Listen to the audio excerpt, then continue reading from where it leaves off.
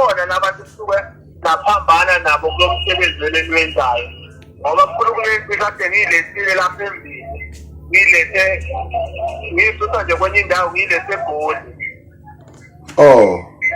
ngishiye lapha eJemstini olumsebenzi ezowenza ngazi-ke ngeyizokwenza ukodwa ngitheme ngibuka lo muntu lona bekasicela basendele inamba yakho ngabhuka kuma-message yonke ngathi nango umuntu osendibone lo muntu nazi isithombe sakhe lo muntu lona engifuna ukuthi kwenzeke kanjeni ngathula nami ngayibuka lento ngoba sengifonela lo mfana ngoba kunomfana womzala wami khona labafana ngabuza ngathi yini kwenze njani ngoba bese umuntu wafuna eshawe yini kwenzakaleni naye-ke bengifihlela-ke emfune ngangithenze into eqondeni uphakanyise likaPhungalenja igama lapho. Lapho kuphakanyiswe lami igama. Yabo wemkhulu lapha abona la bantu babekiwe njena. Bathathu la bantu baselistini. Ngoba ngithembe ngibuka nami ngibuka ney'thombe lena ney'thombe yonke into. Ngabuka phela ngathula ngangakhuluma nabo ngabashiya lapho embashiya khona ngayihambela nje ngathi ngumfonela lo mzala wami wabuza kwenze njani emkhulu ngoba manje lo muntu engimbone lapha kwenzakalani ngayo ngoba mina ngimsusa nje endaweni yokujanjena senganjeni yokwenza lapha enyakhona nyathi-ke mkhulu ukuthi bayafika vele kodwa bengazi ngoba mbasusa lapha embasusa khona ngibaletha kule ndawo membaletha kuyona mhlawumbe azokwenza umsebenzi wanje ngoba nabantu bathathu iy'thombe futhi intathu kuthiwa nje mhlawumbe nami ukuthi ngeke ngithembe futhi ngoba nami lento kusendele eziy'thombe ngibuza ukuthi ngiyamazi umdalo nalo ngoba nibekiwe nje niphakamisiwe nibathathu. Sibathathu. Laba abanye ababili bona babaculi noma nabo bakulo mkhakha. Wemkhulu angazi kulezi zinto lezi angazi lezi zinto zabo lezi osomahlanu noma yini. Hayi. Ngakuzwa mfowethu akekho umuntu engixabene naye ngane wethu. Ngoba nami nje bengitshela umzala wami ukuthi mzala lento abafuna yenzeke yini kubangwani kangaka ukuthi ngaze kuphakanyiswa abantu abathathu yini abayonela abantu ngoba nabantu mhlawumbe baningi abantu ababajabulisayo. Mhlawumbe mase kuthiwa kuthathe imiphefumulo yabo yini inkinga naye umzala wangangitshela into eqondile ngathi kodwa madoda lento efuna ukwenzeka i-wrong ayiyihlekele le kubalo ikhokhipela laba bantu. Wabena naye-ke ngangitheni-ke ngathi madoda neyicaba ngisise lento efuna ukuyenza. Mfowethu ngikuzwa kahle ngane yakwethu.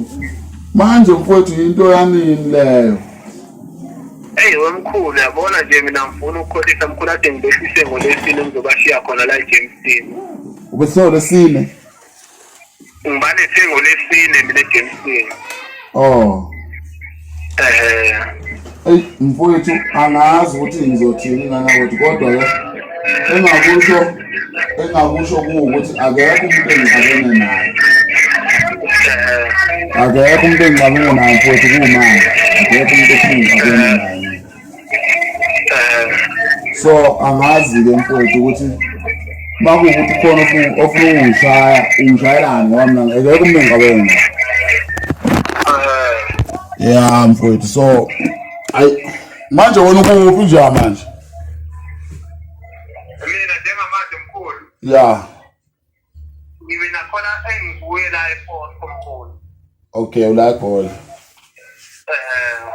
Manje bazokwenza njani ngoba mina nje njengamanje angikho eGoli ngiseThekwini bazokwenza njani? Angazi phela mkhulu bona futhi bayazi ukuthi bazokwenza ini ngakho lapho engitshela mkhulu yini mkhulu kwenzakalani ngathi nangoba bengimtshela yena umzala ngithi mzala alicaba ngisise lonto mhlawumbe umona womuntu noma yini. Manje uthini yena umzala uya-understand noma ufuna ukwenza umsebenzi?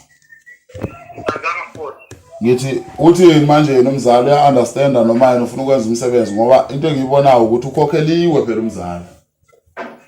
Phela omunye umuntu ukukhulume naye uzama ukukhuluma nawe ukuthi kodwa engatheli nawe into eqondile ekutshela ukuthi mzala mina uyazi umsebenzi wami lokuthi uthi uyazama umuntu ukuthi nawe kodwa ukuthi mhlawumbe ezama ukukusalela sokukusho ngoba isikhathi uyazi ukuthi mase kuthiwa seyaboshwa sewuyicala futhi sekunzima ukuthi ephume uyakwazi kwezinye izinto ukuthi ey'ndlalele futhi emtshela ukuthi hayi indoda yenza kanjena kungenzi ngale ndlela abasenza ngayo njengabantu. Manje nakakuhlebeli yini ukuthi uthunywa ubani?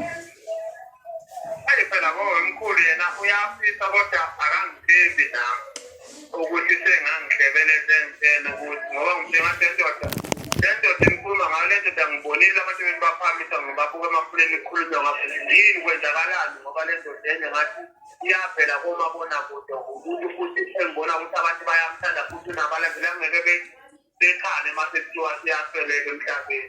Ya Mase bebuza bona basefika ngathi mina hayi ngiyisokile nje inamba yeni efonini ngokuthi yini kwenzakalani ngoba kungikhona nje umbuzo ukuthi yini kwenzakalani emkhulu.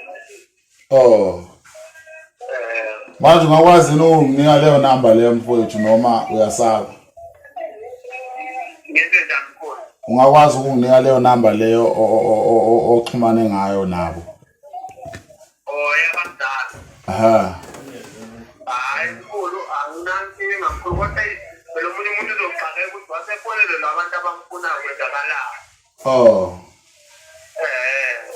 Hayi ngiyakuzwa mfowethu ngikuzwa kahle. So ke sibona manje wena ubucabanga ukuthi senze njani? Hayi wemkhulu mina ngeke ngikhuluma ngathi nje mkhulu yabo nje ngabe ngihamba manga mkhulu ngaphela lokho. Kuyinto okwezinye izinto nje hayi nami ngingathandi umdala ethathele phezulu ngoba phela mase kuthiwa sekufike lamadoda lawa lamadoda anomona suke sengakuhle mkhulu ngoba bese kufothi ukuthi kuboshwa abantu. Hayi ngiyakuzwa sabo. Hayi ngiyakuzwa mfowethu ngikuzwa kahle. Ngiyakuzwa manje wena bekuthini lakho? Ngomkhulu nakho ngibuza ukuthi yini kwenzakalani ngaze nayo ngitshele umzala ukuthi mzala awuyicaba ngisho kahle lento lendoda iyakhali hayi iyone bayo.